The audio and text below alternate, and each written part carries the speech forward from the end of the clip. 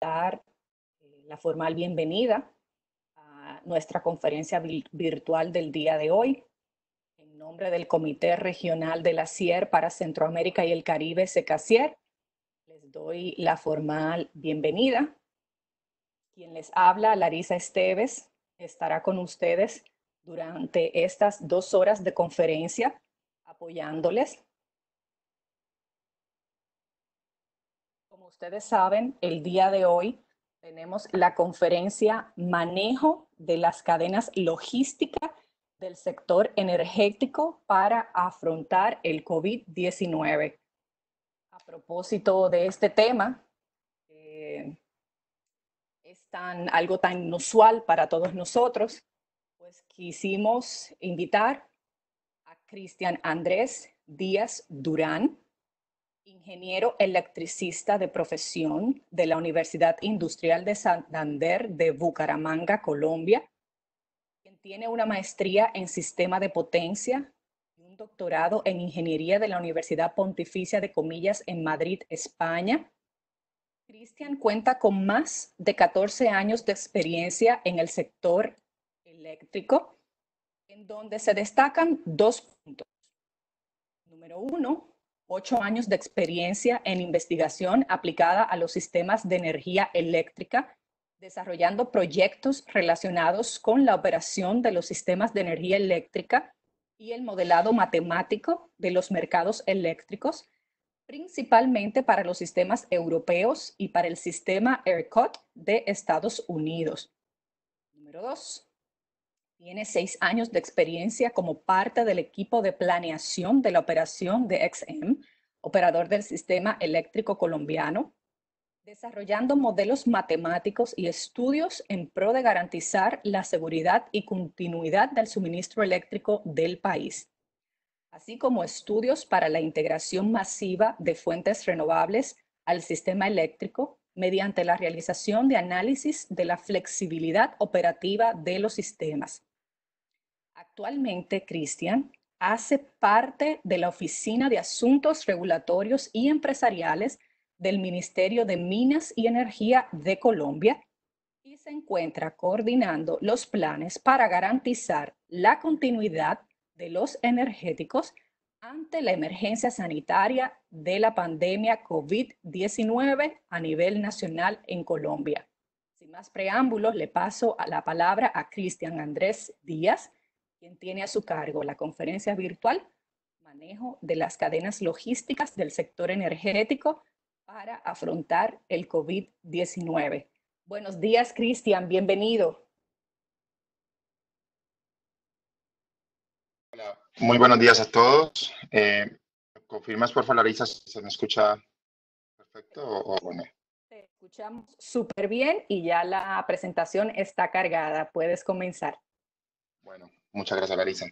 Lo primero que todo, muy buenos días a todos. La verdad es un honor poder compartir con ustedes hoy este espacio. Lo veo pues como un compartir de experiencias. Y en el título lo tenemos ahí, es manejo de cadenas logísticas del sector energético para afrontar el COVID-19. Pero este tema es nuevo para todos. O sea, yo creo que aquí de hablar de quizás personas con expertise no cabe al lugar, teniendo en cuenta que esta pandemia a todos nos toma como novedad, nos puede tomar un poco fuera de base y es simplemente definir estrategias, reorganizar estrategias y poco a poco irlas adaptando en pro de afrontar de la mejor manera posible esta situación que pues, lastimosamente estamos ya viviendo a nivel mundial. El día de hoy pues tengo el privilegio de compartir ante ustedes como esa serie de medidas que hemos venido tomando desde el gobierno colombiano. Como bien lo mencionó Larisa, actualmente trabajo en el Ministerio de Minas y Energía. Creo pues que para algunos de ustedes es de conocimiento, ustedes conocen a Luis Julián Zuluaga, que trabajó un tiempo en República Dominicana. Él actualmente es el jefe de esta oficina de asuntos regulatorios. Yo pues trabajo con él desde esta oficina y como equipo venimos coordinando todas estas estrategias que les quiero presentar a continuación con el fin de garantizar esa continuidad de todos los energéticos en el país. Ya sin más preámbulos, quiero entrar en materia. Entonces, esto es una representación de los tiempos que hemos vivido aquí en Colombia durante esta época del COVID. Como fecha inicial, ponemos aquí el 12 de marzo. Si bien en Colombia el primer caso fue la primera semana de marzo, cuando se detectó el primer caso de COVID, desde el Ministerio de Minas y Energía, cabeza de la ministra María Fernanda Suárez, el 12 de marzo se tomó la decisión de crear o de diseñar esa estrategia y plan de acción para afrontar inicialmente este efecto pandemia. En este momento no se hablaba de aislamientos, no se hablaba de cuarentenas, no se hablaba de nada, simplemente era una medida sectorial, como ministerio podemos prepararnos para que ante un posible contagio masivo, sin tener medidas externas, podíamos empezar a afrontar la situación. Se hizo un diseño inicial, luego vino una etapa de activación y refinamiento de ese plan de acción. ¿Por qué hablamos de refinamiento? Porque, como bien les mencioné anteriormente, nadie creo que puede decir que tiene experiencia en estos temas. Entonces entendemos que este plan es un plan dinámico que tenemos que estar constantemente revisando y actualizando.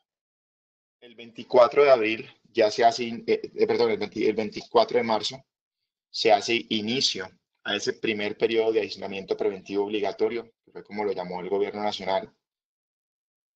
Y ya empezamos a vivir, digamos, el día a día de afrontar las diferentes situaciones.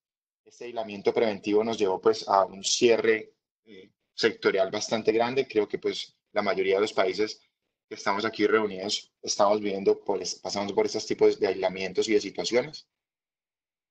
Aquí quiero representar en este gráfico, aunque más adelante lo vamos a ver, cómo desde ese inicio del aislamiento preventivo obligatorio, lo principal eran los temas operativos, por eso tiene una barra un poco más alta, y conforme fueron avanzando el tiempo, los temas operativos se fueron estabilizando y fueron disminuyendo. Pero también cómo al pasar del tiempo, una problemática social, quizás por la característica de nuestros países, se fue incrementando. Eso, digamos, es como uno de los énfasis que queremos hacer en la presentación. Y ya a partir del 14 en este caso sí es de abril, perdón ahí por el error, inició la segunda etapa de aislamiento preventivo obligatorio. En este momento nos encontramos en la segunda etapa. Se tiene previsto que finalice el 27 de abril y como gobierno se están evaluando las estrategias de si dar continuidad o no, más adelante lo vamos a ver, o empezar a diseñar otras estrategias que nos permitan ir reactivando la industria en el país. Como la base fundamental de todo esto, que es lo que vemos en la parte inferior, están los procesos PHVA, que más adelante vamos a ver a qué se refieren y cómo los hemos venido incorporando nosotros durante esta etapa de COVID. Visto ya este esquema temporal, era un poco como para entender las situaciones y cómo hemos ido evolucionando a nivel país, quiero ya entrar en materia en cada una de estas etapas. Desde la parte del diseño del plan, nuestro objetivo es el de garantizar la continuidad del suministro de los energéticos a nivel nacional. Más adelante vamos a ver que si bien se organizaron dos equipos, dos frentes de trabajo, uno que es de continuidad operativa y otro que es de medidas económicas, esta presentación está centrada en todo lo que es la continuidad operativa. Las medidas económicas, pues poco a poco se han ido tomando según los problemas que se han ido presentando en el país con los diferentes agentes de las cadenas de suministro, pero aquí lo que queremos hacer énfasis hoy es en toda la parte de continuidad operativa para todos los sectores energéticos. Inicialmente, ¿qué fue lo que hicimos? Entonces dijimos, bueno, tenemos que, para poder hacer un plan, tenemos que ver a qué nos vamos a enfrentar, con qué nos vamos a encontrar. Entonces, en ese sentido, lo que hicimos fue diseñar o hacer un esquema de las cadenas de abastecimiento de cada uno de los sectores que conforman el sector energético. Entonces, en este caso, por ejemplo, tomamos el sector eléctrico y para cada uno de esos subsectores que nos podemos encontrar en el sector eléctrico, montamos sus cadenas de abastecimiento, desde la fuente primaria hasta la comercialización.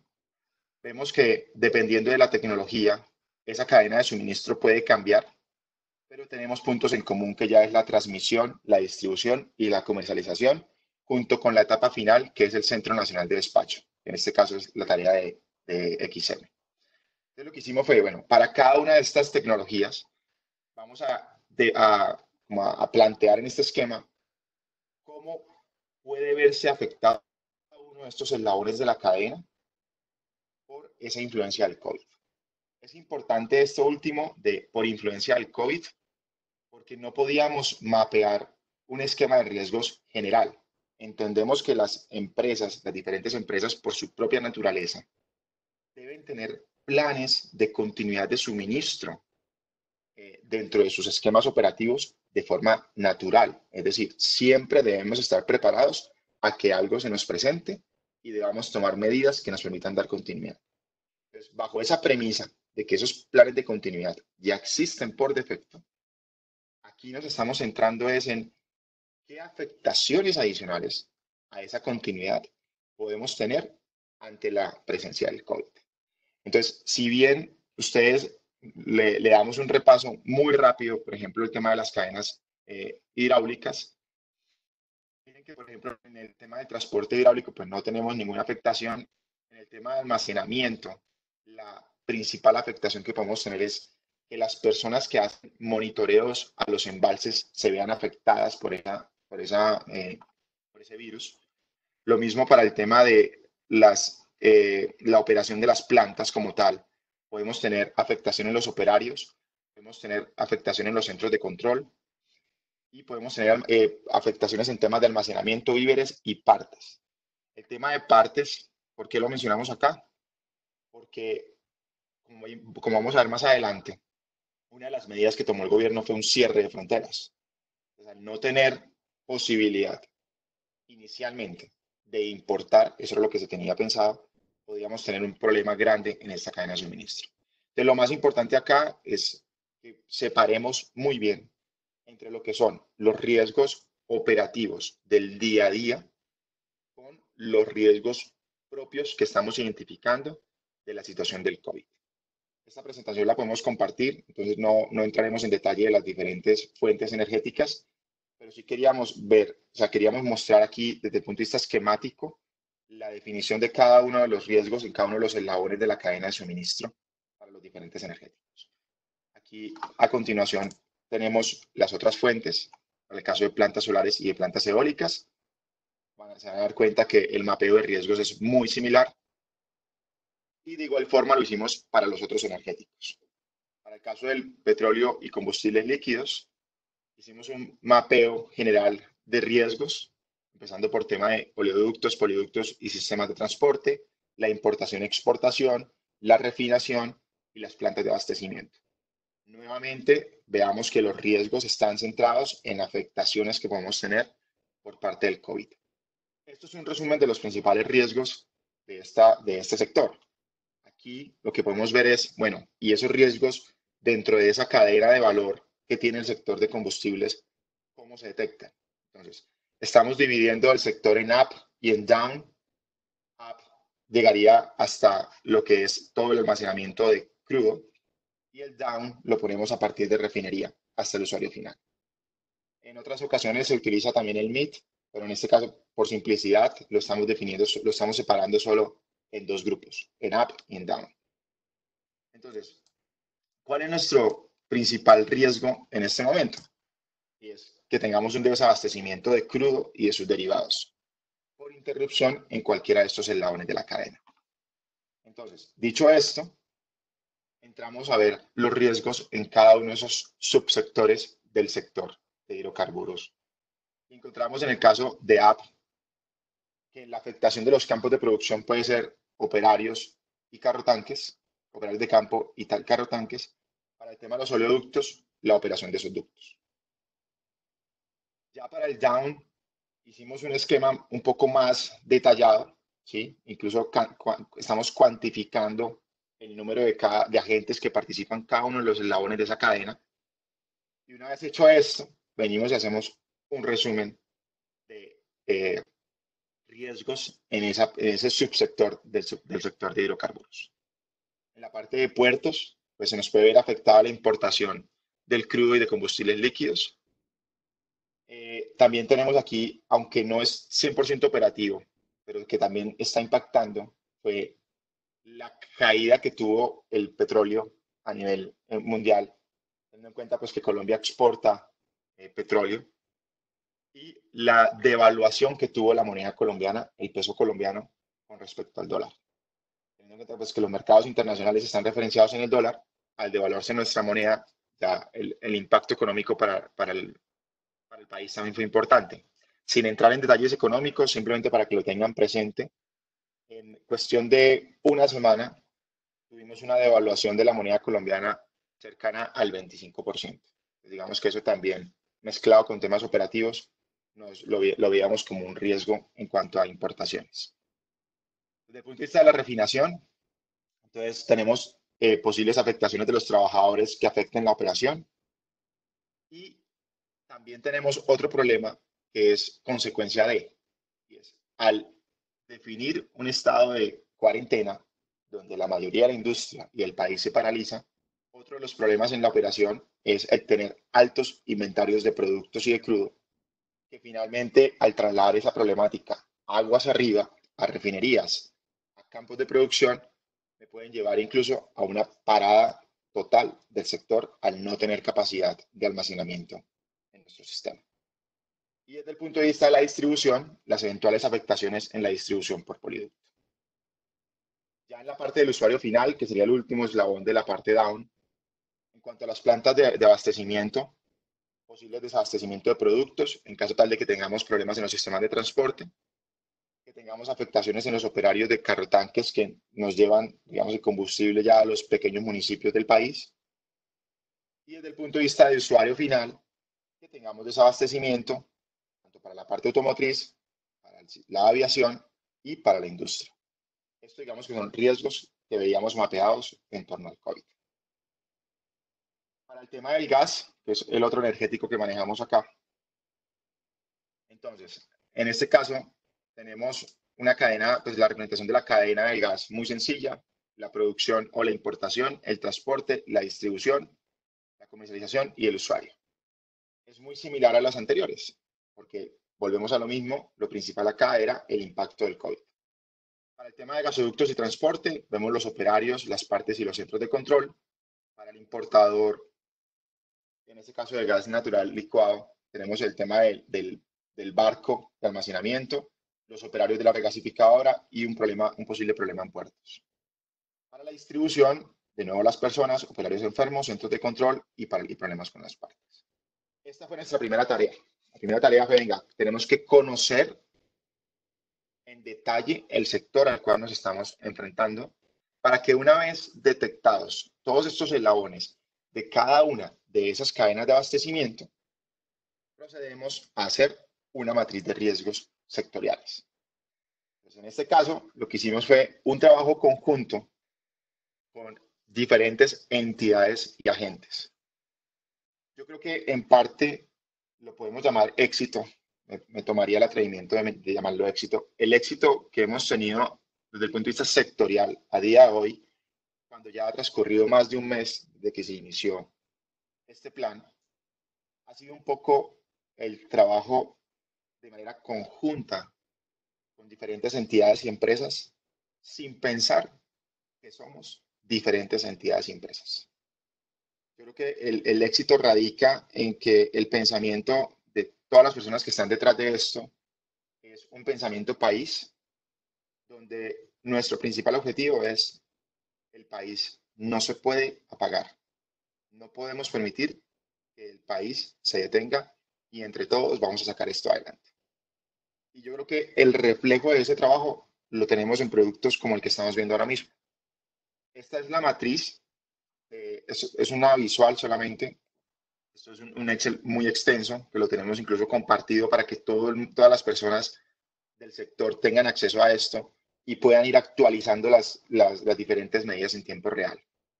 Aquí lo que hicimos fue, partiendo de lo anterior, tenemos, por ejemplo, el sector eléctrico, el subsector de generación, qué tecnología es, cada uno de los eslabones de la cadena de abastecimiento, y empezábamos a monitorear los riesgos. Es decir, lo que se expuso anteriormente lo plasmamos en este Excel y empezamos a detallar más actividades. ¿Qué me puede activar ese riesgo? ¿Qué probabilidad tengo de que ese riesgo ocurra? ¿Qué consecuencia voy a tener en caso de que ese riesgo se materialice? ¿Qué nivel de impacto puedo yo tener si ese riesgo se materializa? Y luego hacemos una valoración conjunta del riesgo, que es una mezcla entre la probabilidad y el nivel de impacto. Con eso ya damos, digamos, una evaluación final, ponemos medidas de mitigación para que ese riesgo no se materialice, y aquí tenemos más columnas que por mencionarlas, para que tengamos todos presentes. Tenemos información como, por ejemplo, bueno, y en caso de que se materialice, ¿qué debo hacer? Porque esta es la medida de mitigación para que no se haga. En caso de que se materialice, ¿qué debo hacer? La mayoría de estas medidas son responsabilidades de los agentes. Pusimos otra columna, bueno, ¿y cuándo le voy a decir a la gente que tiene que reportarle al gobierno nacional la situación? ¿Cuándo debe escalarla para que el gobierno nacional apoye? También tenemos ese tipo de cosas. Y estamos haciendo unos seguimientos, en este caso, por el momento semanales. Semanalmente estamos haciendo una actualización. Incluso ha sido una experiencia muy bonita, muy enriquecedora en el sentido de que a veces no tenemos ni qué decirles a las personas, señor, ya pasó una semana, por favor actualice, sino que las empresas o los diferentes gremios están muy conscientes de esto y son ellos los que dicen, oye, ¿recuerdas el riesgo que pusimos en el mapa con esta valoración? Creemos que hay que cambiarlo. Y ellos mismos están tomando la iniciativa. Todo esto es, digamos, lo que está como herramienta de trabajo grupal. No obstante, hacer un seguimiento a este formato que es tan grande no es una cosa muy práctica. Entonces, ¿qué hicimos nosotros? Tenemos que también ser prácticos en el sentido del seguimiento de todo este mapa de riesgos, porque si lo dejamos en algo tan complejo como esta matriz, nadie va a hacer seguimiento a este tipo de planes. Entonces, lo que hicimos fue, bueno, creémonos un dashboard, en este caso, donde tengamos ese resumen de todos los riesgos. Esto es público, esto sí lo tenemos 100% público, porque como es solamente visual, nadie va a poder entrar aquí a manipular información. Hacemos un resumen de todo, tenemos entonces aquí se puede seleccionar el sector, qué riesgos quiero ver, o sea, si los quiero ver por nivel de impacto o por valoración de riesgo, o si los quiero ver por activador. Con base en eso, todo esto se actualiza y le vamos haciendo un seguimiento detallado a los riesgos. Tenemos aquí, por ejemplo, el total de riesgos que se hizo por cada uno de los sectores con su nivel de impacto, y también se va llevando un seguimiento a los riesgos que se van materializando. En la parte inferior, pues vamos viendo como lo que les comenté en el Excel anterior, qué medidas se adoptan, qué acciones se deben de tomar y un resumen completo de los riesgos. Esto, digamos, si bien el anterior Excel es lo que tenemos nosotros como grupo de trabajo, esto es lo que estaría viendo en este momento ya los altos directivos, por decirlo así. En este caso sería la ministra y los viceministros, que son los que acceden a esta información. Una vez hecho esta matriz de riesgos, que fue la parte inicial en esa representación temporal que hicimos, pues bueno, ahora tenemos que activar esto, porque de nada nos sirve dejar las cosas en un papel si al final no le damos continuidad. ¿Cuál fue la premisa para esta activación y refinamiento del plan de acción? Es no dar nada por sentado, no dar nada por hecho. No se tienen precedentes de una situación similar a esta. Entonces, por tanto, debemos estar alerta y reorientar todos los esfuerzos en caso de ser necesario. Es decir, esto que está escrito, que escribimos el 12 de marzo, no es lo que cuando lleguemos al finalizar la pandemia va a estar escrito. Puede que sea algo totalmente diferente. Y creemos que ese puede ser el secreto del éxito. Ser capaces de irnos reinventando o de irnos readaptando conforme avanzan las situaciones. Entonces, dicho esto, ¿qué hicimos para la activación? Tomamos unas decisiones, y es, lo primero, vamos a abrir un comité de seguimiento diario a las condiciones operativas. Se conformó un comité intersectorial. Todos los días nos estamos reuniendo media hora a primera hora del día para tener un informe operativo de todos los sectores energéticos del país. Eso creemos que ha sido clave en el sentido de poder ser proactivos en la toma de decisiones. Lo que les comenté anteriormente, se hizo una validación de la matriz de riesgo por parte de los agentes y no solo la validación, sino la actualización constante por parte de ellos. Me voy a la parte superior derecha. Se le hizo una solicitud de los planes de continuidad de la operación a todos los agentes de los diferentes sectores y se les pidió a su vez actualizar sus planes sanitarios, incorporando en ellos todas las medidas relacionadas con el COVID. Se conformaron equipos multidisciplinarios para la atención de alertas, que más adelante vamos a ver. Perdón, ¿alguien quiere intervenir? Tenían un micrófono habilitado, ya lo pusimos en silencio. Puedes continuar, Cristian. Muchas gracias. Se conformó un equipo multidisciplinar para la atención de alertas. Hicimos un levantamiento de inventario de combustibles, es decir, cuál es nuestro stock inicial y con base a ese stock y a unos consumos esperados de combustible sectorial, cuál sería la autonomía como país en cada uno de esos sectores energéticos. Eso era clave para saber un poco el margen de maniobra que teníamos a la hora de tomar medidas. Me voy aquí a la parte inferior izquierda. Se hizo una comunicación con autoridades locales. Esto ha sido fundamental. Más adelante les voy a explicar el por qué.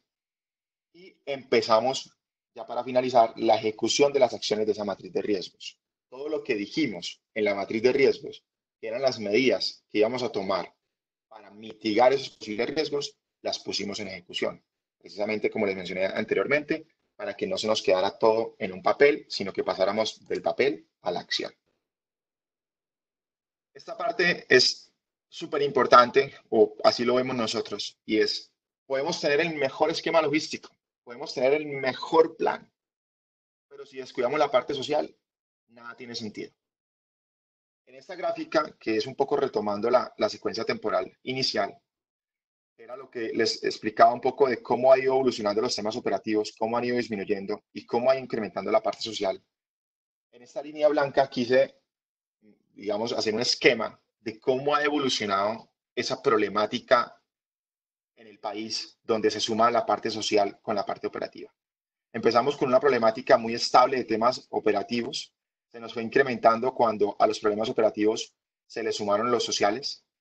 Luego tuvimos una disminución cuando logramos estabilizar problemática social y seguir mejorando en temas operativos.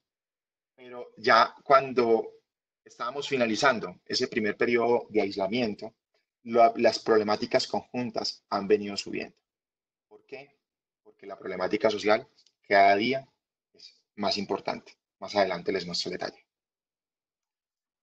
Entonces, ¿qué medidas operativas tomamos?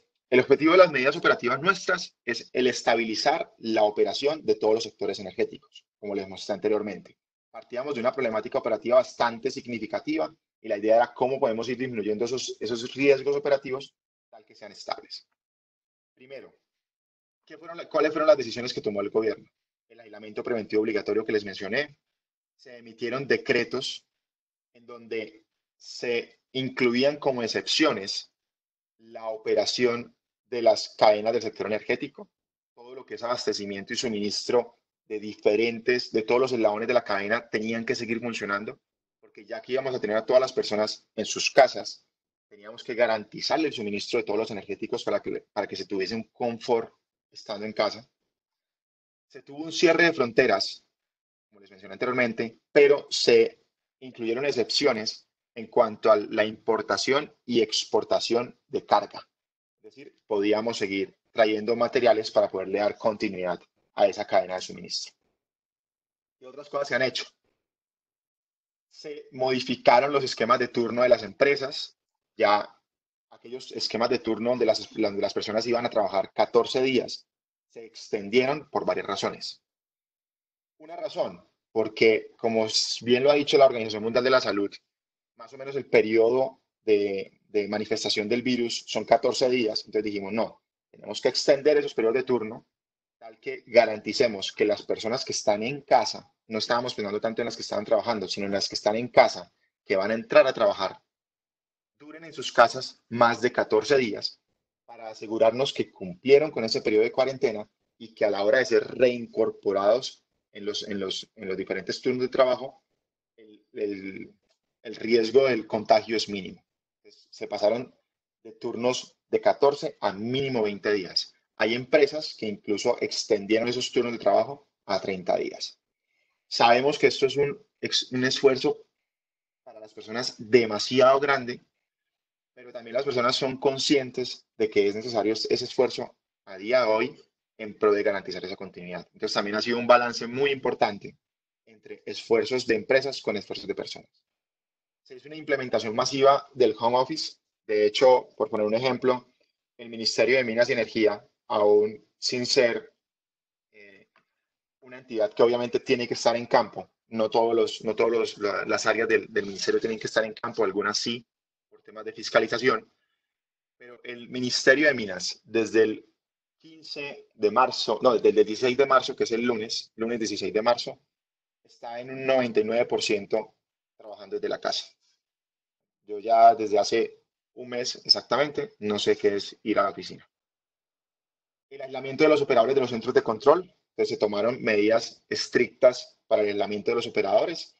En ocasiones algunas empresas optaron o empezaron a optar en estos días por llevarlos a hoteles. O sea, se hizo un periodo de cuarentena previo para el personal de los hoteles y eso lo que se está planteando hoy en día es que los operadores de los centros de control salen de su turno y se van para hoteles, no se van para sus casas.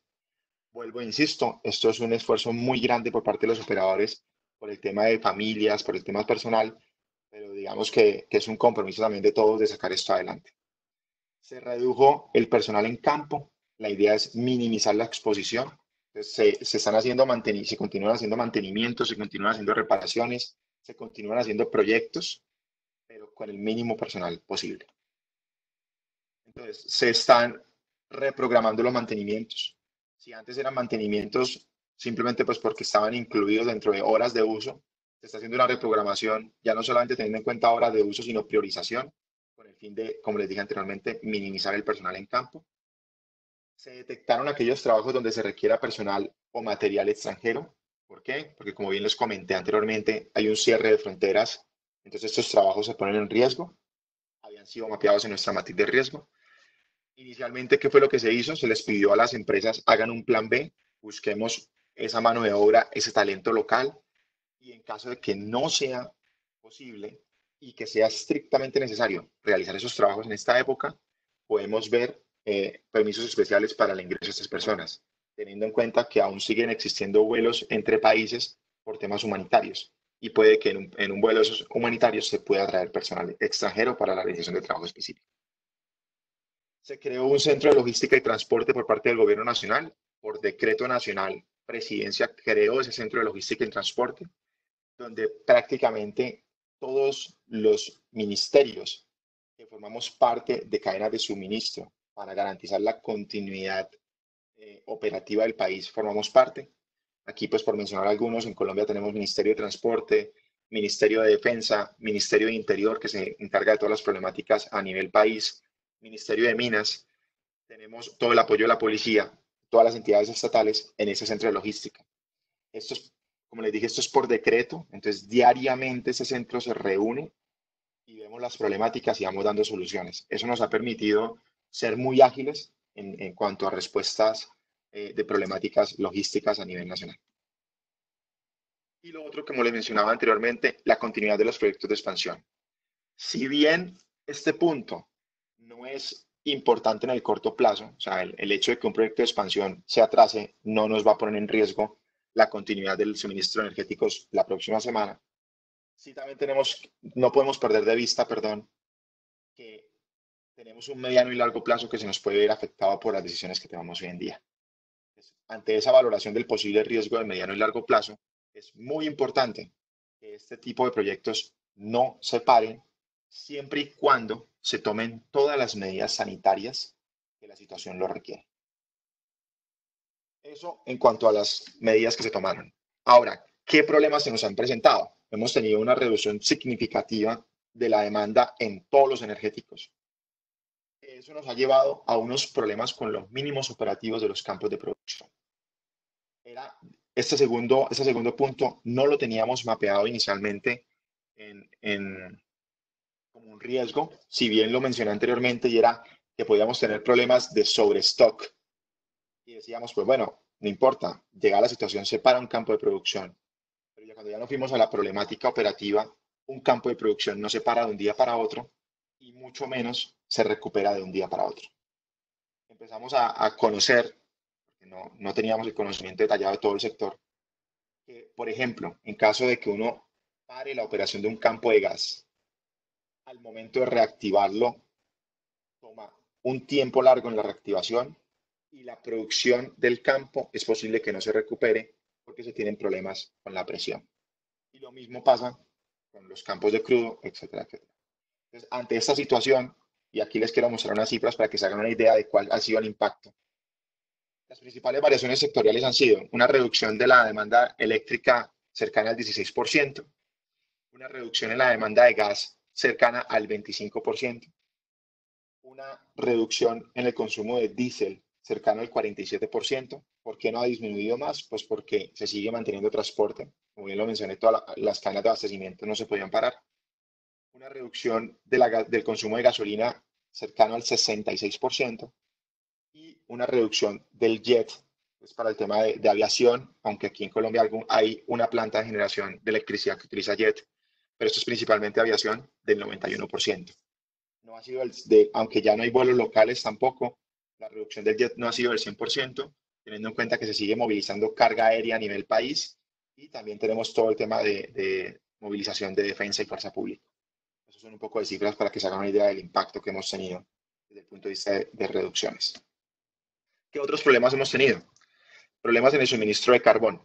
En Colombia, por darles una idea del contexto, tenemos plantas de carbón en el interior del país, es decir, en el medio de las montañas en los Andes, y tenemos plantas de carbón en el Caribe, en la zona Caribe. Las plantas de carbón de interior son de minas más bien artesanales, minas subterráneas artesanales. Las plantas del Caribe son plantas a cielo abierto de gran industria. ¿Qué pasa? Que en esta zona interior ha habido muchos contagios. Bogotá, pues para los que no conocen un poco la ubicación de Colombia, Bogotá está en el centro del país. Estas plantas de carbón de interior del país son muy cercanas a la capital, a Bogotá. En Bogotá se concentra la mayor cantidad de contagios a día de hoy. Entonces los pueblos alrededor tienen temor de ese posible contagio y digamos, han presentado mucha oposición a seguir trabajando en ese sector y eso nos ha puesto en riesgo en parte el suministro del carbón de este sector. También hemos tenido problemas con el personal extranjero. Como bien lo mencioné antes, se hizo una detección de esas actividades que lo requerían, pero el traerlos no ha sido fácil. Como les mencioné anteriormente, una de las posibilidades que se está evaluando es poderlos traer a través de esos vuelos humanitarios, pero no es fácil. No ha sido fácil. Incluso a día de hoy seguimos sin tener una solución definitiva para este punto. Hemos tenido muchos problemas con las autoridades locales.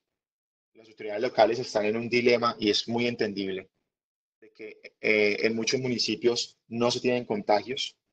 La autoridad local, ante el riesgo de contagio, lo que está diciendo es voy a cerrar mi municipio, pero esa decisión unilateral nos puede afectar el suministro a nivel país. Entonces no ha sido fácil esa negociación entre autoridad local y los diferentes agentes o participantes de las cadenas de suministro, tal que se llegue a un balance de, bueno, vamos a permitir la movilidad, pero garantizando todas las medidas sanitarias que la situación lo requiere.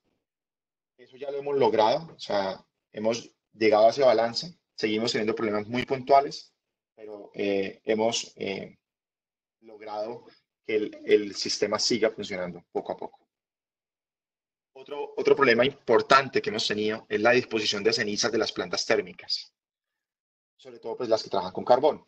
Las cenizas, más o menos, para los que no tienen, digamos, idea de este dato, alrededor del 10% del carbón se convierte en cenizas.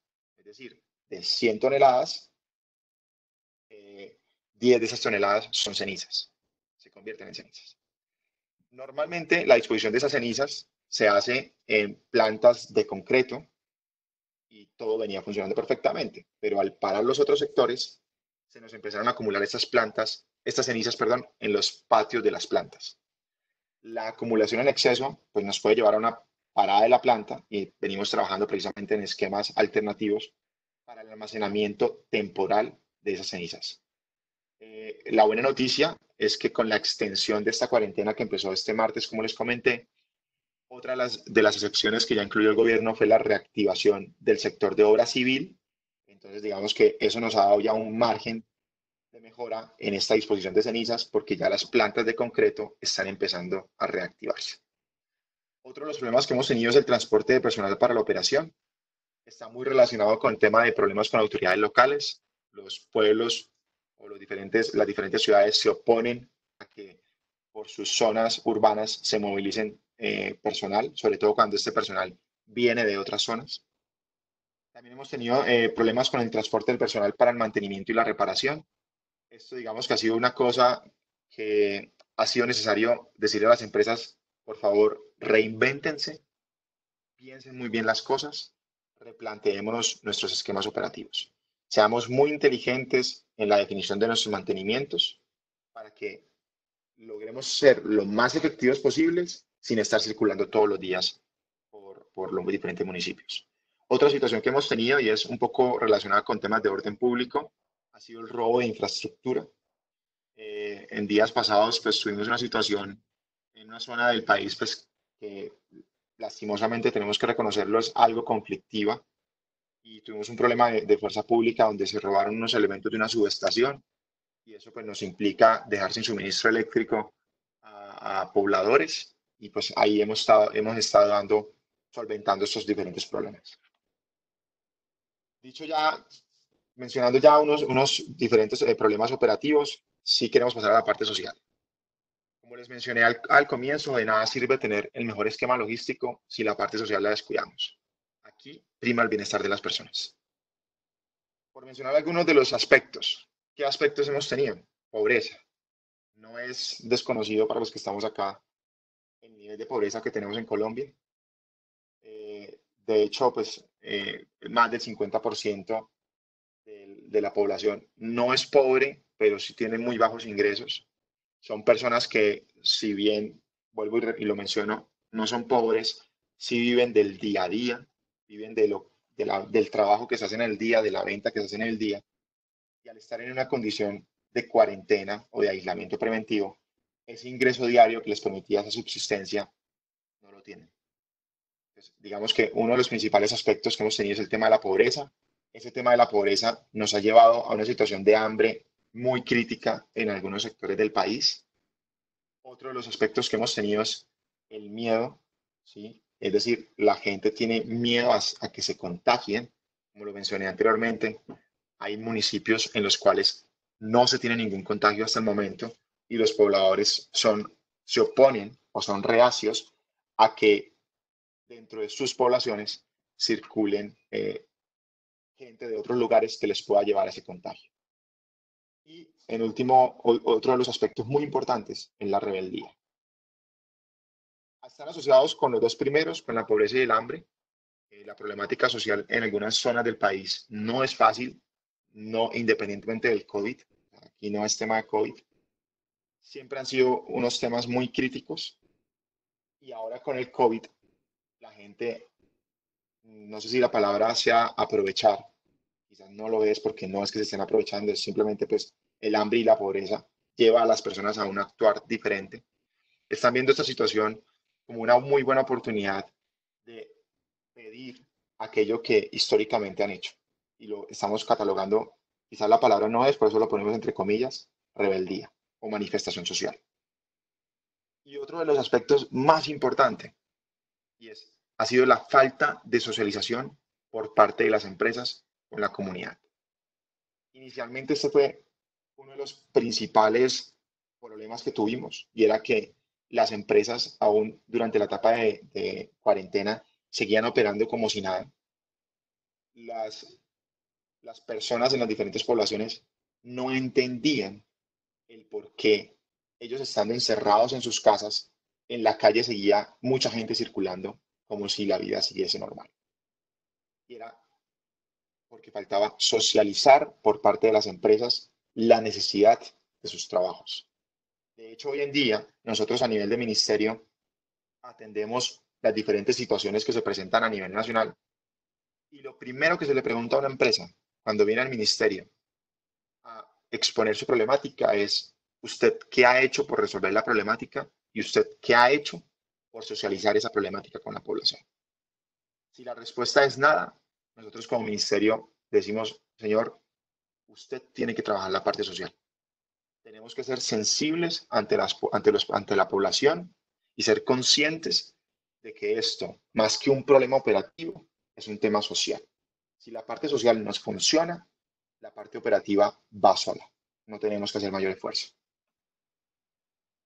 Ya dicho lo anterior, descrito los problemas de la parte operativa y los problemas de la parte social, la clave de todo esto ha sido un proceso PHVA constante: el planear, el hacer, el verificar y el actuar. Como bien les comenté inicialmente, nadie estaba preparado para esto. Creo que nadie tenía una experiencia para afrontar esta situación. ¿Cuál ha sido la clave? Reinventémonos constantemente. ¿Qué cosas hemos hecho? Dijimos, bueno, inicialmente, como esto fue de un día para otro que empezó la emergencia, yo con broma con mis amigos les decía: yo monté un call center, porque eran llamadas constantes al celular personal o vía WhatsApp o email exponiendo problemas. Eso era inviable. Era inviable desde muchos aspectos, y es: una persona no es capaz de recibir toda la información, y en caso de recibirla, quizás no es capaz de dar el correcto proceso o la correcta delegación de las actividades para que realmente se dé solución a todas las problemáticas. Ante esta situación, lo primero que dijimos es: tenemos que tomar una decisión al respecto. Creamos unos formatos electrónicos. Dijimos, no, creemos unos formatos electrónicos. El primero, para que nos reporten situaciones a nivel país. Todos los problemas que se presenten, que nos los reporten a través de ese formato electrónico. Y otro formato electrónico que creemos ha sido uno de los éxitos también que hemos tenido aquí a nivel país, y es que nos reporten todos los trabajos que impliquen demanda no atendida en todos los sectores. Esto es muy importante. ¿Por qué? Porque cuando empezó la cuarentena, la gente en sus casas se quedaba sin suministro algún energético, y de una vez empezaba la problemática social. Muchos de estos trabajos eran trabajos programados, trabajos que son necesarios, pero nosotros como ministerio no teníamos conocimiento de esa necesidad. Entonces, ¿qué fue lo que hicimos? Creamos este formato electrónico. Le dijimos a todas las empresas que el compromiso de ellos es el notificarnos de esos trabajos como mínimo con 48 horas de anticipación, y con eso nosotros ya 2 días antes hacemos una evaluación completa del panorama de trabajos a realizar, y damos la señal directa con los diferentes pobladores. Dentro de las cosas que deben reportar las empresas para este segundo punto es, para que se hagan una idea, deben reportar cuándo es el trabajo, por qué deben realizar ese trabajo, qué pasa si no realizan el trabajo, cuántos usuarios estiman que se van a ver afectados, por cuánto tiempo creen que se va a ver afectados, y qué medida han tomado para socializar esos trabajos. Esos han sido como los elementos claves de este formato electrónico. Y otra de las cosas que se hizo fue el fortalecer ese equipo multidisciplinar que les comenté inicialmente que se formó. Lo tuvimos que fortalecer con gente de mayores habilidades para aspectos sociales, porque como bien les comenté, la parte social es la que se ha venido disparando últimamente. Aquí tenemos un ejemplo de los formatos.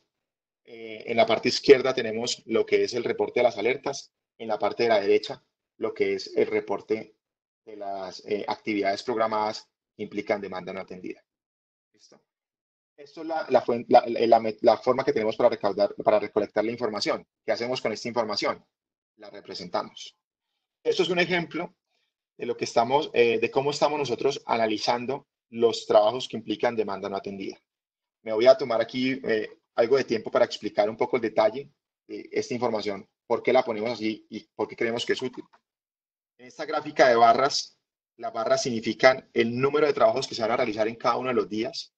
La línea continua es el número de usuarios que se estima se van a quedar sin suministro de energía eléctrica o sin suministro de energéticos, perdón, a causa de esos trabajos. Entonces, por ejemplo, vemos que aquí el 13 de abril, que fue el pasado lunes, habían más de 60 trabajos a realizar, y se estimaba que el número de usuarios eran más de 200.000, para ser exactos eran 223.000, que se iban a quedar sin suministro de energía eléctrica. Nosotros, al ver esta gráfica, hicimos clic, vimos el detalle de la situación, nos pusimos en contacto con la persona, con la empresa, y lo que nos dijeron es un mantenimiento que tenemos que hacer sí o sí en una línea de transmisión. Vamos a dejar sin suministro eléctrico a estas personas, pero ya viendo la señal de ustedes como ministerio, vamos a hacer todo lo posible para minimizar las horas que vamos a afectar a estas personas, y no solo las horas, sino el periodo del día en el cual se hace. Entonces, finalmente, nosotros conocimos esto 48 horas antes, pudimos tener el contacto con la empresa, los llamamos, ellos tenían planeado dejar sin suministro eléctrico 4 horas a estas poblaciones y las iban a dejar sin suministro eléctrico en la franja, creo recordar que era entre las 9 de la mañana y la 1 de la tarde, que para nosotros lo consideramos un periodo crítico, porque la gente ya está despierta en su casa encerrada. Ellos al final replantearon su esquema, hicieron el trabajo en 2 horas y lo hicieron en la franja horaria de entre las 5 y las 7 de la mañana. Entonces, para nosotros es muy importante porque les estamos minimizando la afectación del confort a las personas que están dentro de sus casas. Aquí pues podemos manejar la barra temporal para entrar más en detalle. Vemos el número de trabajos totales que se tenían programados en este horizonte. Aquí también otra de las cosas que se les pide a ellos es que nos den una valoración del impacto. Y en el mapa de la parte superior derecha estamos viendo, según el tamaño del área, dónde se concentran la principal cantidad de trabajos a realizar. Lo tenemos ahí en representación para ver un poco la problemática. En la parte inferior, en la tabla de la parte inferior, ya vemos el detalle del mantenimiento. Vemos entonces qué empresa lo está haciendo, cómo nos describió la situación, el nivel de impacto y las medidas que tomaron ellos para socializar los trabajos. Y como les dije, creemos que es lo más importante. Este otro es el tablero para las situaciones que nos reportan, para las alertas que nos reportan. Es muy similar al anterior. Tenemos el total de las actividades, el eje temporal para hacer los filtros y tenemos aquí la evolución día a día del número de situaciones que se nos han ido reportando para cada uno de los sectores. Aquí pues los colores nos dan los sectores y en la gráfica circular de la derecha tenemos el nivel de impacto de las diferentes actividades. En esta tabla de la parte inferior tenemos el sector, la compañía que reporta la situación, el nivel de impacto que la compañía considera tiene la situación, descripción de la situación y una cosa muy importante es, una vez nosotros recibimos esta situación, empezamos a actuar. Dejamos consignadas las acciones que tomamos por parte del Ministerio de Energía para solventar esta situación. Creemos que esta última columna es clave por 2 razones. Primero, porque nos da la posibilidad de tener una trazabilidad en el actuar de las diferentes situaciones. Y lo otro, porque es una muy buena herramienta para lecciones aprendidas. Las primeras situaciones no fueron fáciles de resolver. Hoy en día podemos decir que tenemos cierto expertise a la hora de afrontar las situaciones, porque ante una nueva situación, lo primero que hacemos es buscar si ya tuvimos una similar, ver cuál fue el proceder y estamos intentando replicar ese proceder sabiendo que fue exitoso. Otra de las cosas que hicimos en nuestro proceso PHVA, reestructuramos los frentes de trabajo. Inicialmente les dije que teníamos 2 frentes, uno que era continuidad operativa y otro que era medidas económicas. Si bien ese frente de medidas económicas inicial ya consideraba temas regulatorios, aquí se pone de forma explícita. Entonces ya tenemos el segundo frente ya queda como medidas económicas y regulatorios y activamos un tercer frente, que es un grupo de extractivos y reactivación sectorial. ¿Por qué un grupo de extractivos? Porque no podemos olvidar que la economía colombiana depende en gran parte de la exportación de petróleo y de minerales. Entonces, por eso, hacer digamos, ponerlo de forma explícita, el grupo de extractivos es clave para la economía del país. Y hablamos de reactivación sectorial. Es desde ya, sin esperar a que se nos acabe ese segundo periodo de cuarentena, el segundo periodo de aislamiento preventivo, ¿qué medidas podemos ir tomando para que esa reactivación sectorial sea lo más exitosa posible? ¿Qué otras medidas hemos tomado en nuestro proceso PHVA? Entonces, la reactivación, como les mencioné anteriormente, del sector de obras civiles, qué? Porque pues aunque esto fue una decisión, digamos, de gobierno nacional, pues era un sentir de todos los demás sectores en cuanto a que necesitamos que se reactive este sector porque de este sector dependen muchos otros sectores.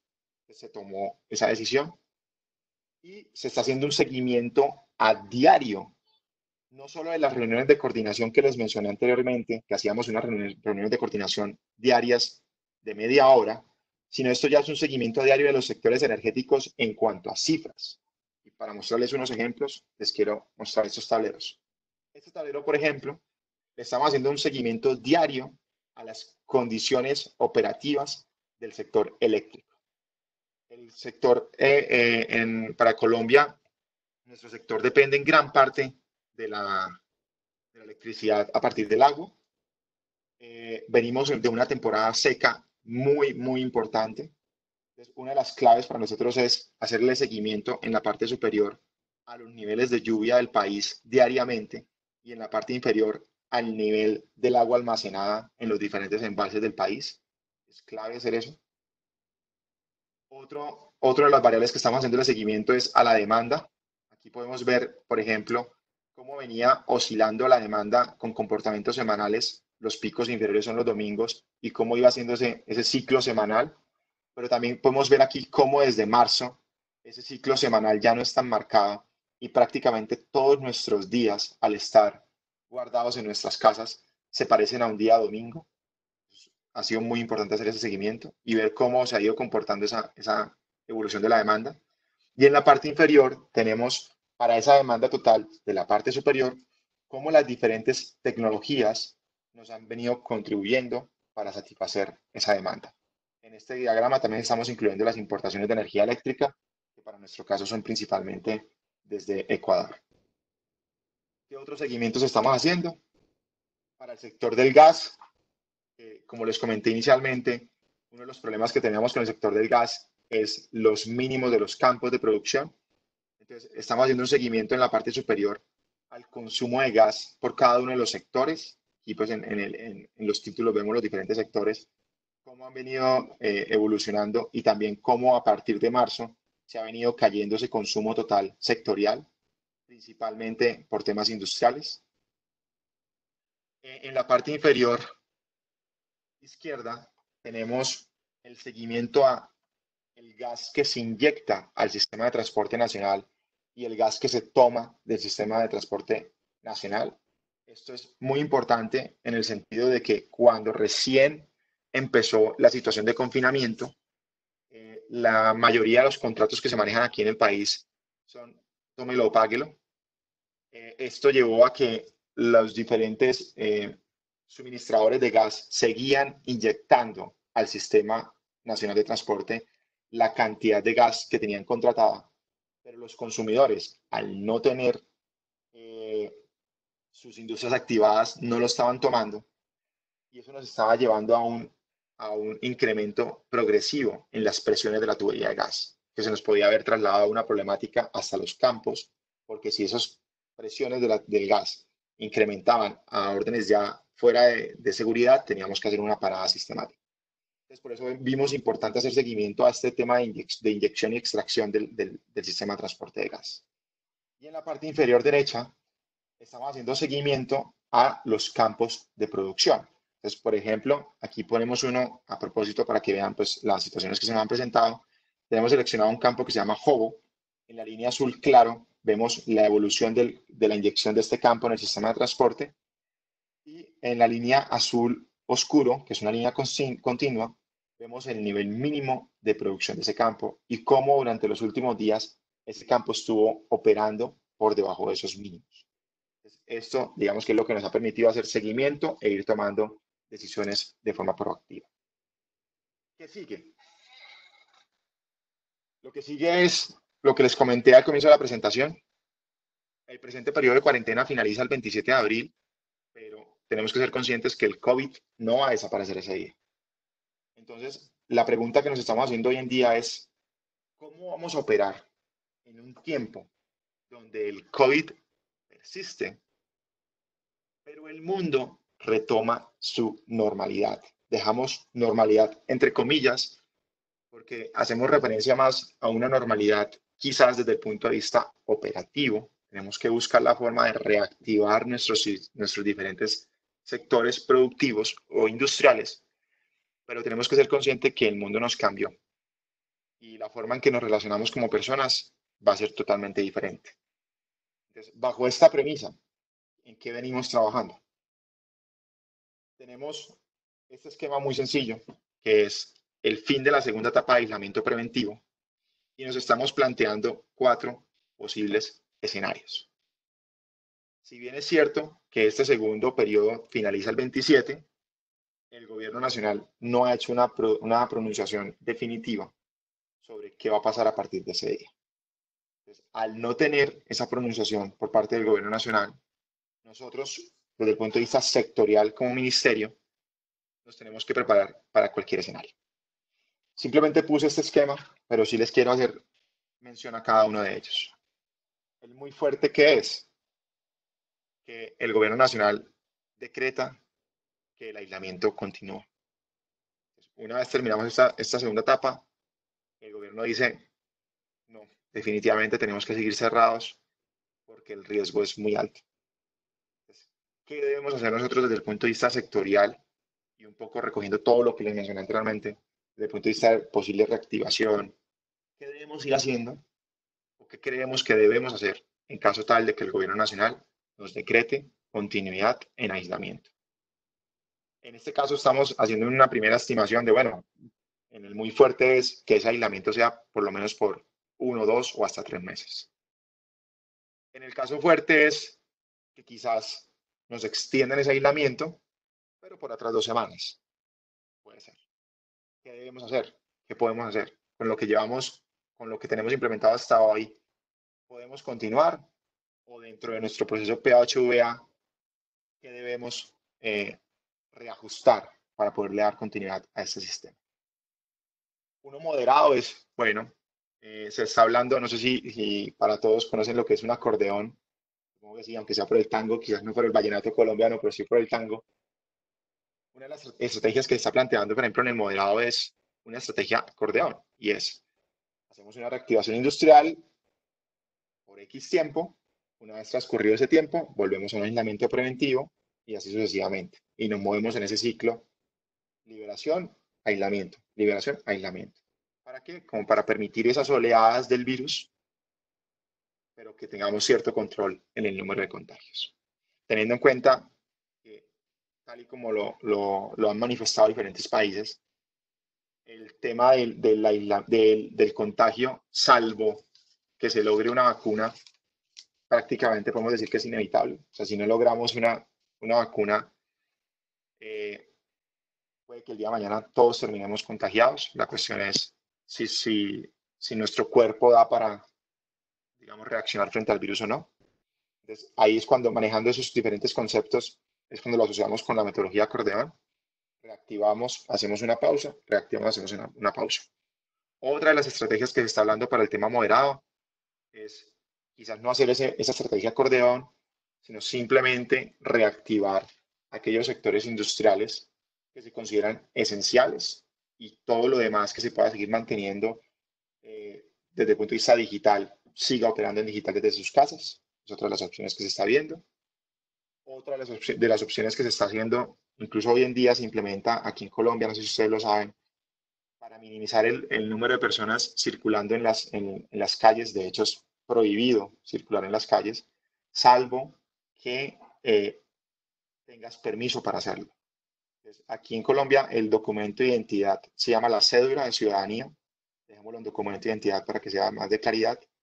Y lo que se establece es que dependiendo del último dígito de tu documento de identidad, te dan la posibilidad de 2 días a la semana salir esencialmente para hacer compra de alimentos o de insumos que tú necesites en tu hogar.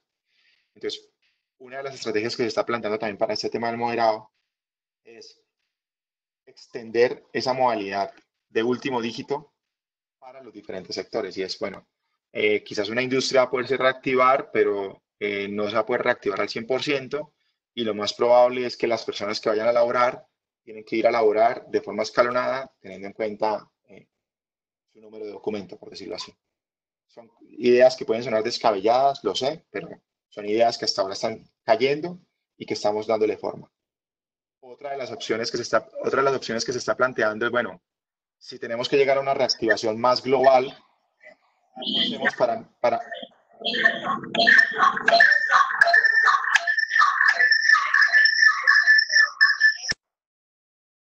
¿cómo hacemos cómo hacemos para minimizar el número de personas circulando en las calles? Entonces, bueno, vamos a hacer una reactivación industrial, pero les vamos a decir a las industrias que van a operar, sus horarios de operación van a ser escalonados. Industrias que les va a tocar empezar a trabajar quizás a las 5 de la madrugada, industrias que van a empezar a las 6, a las 7 y así sucesivamente.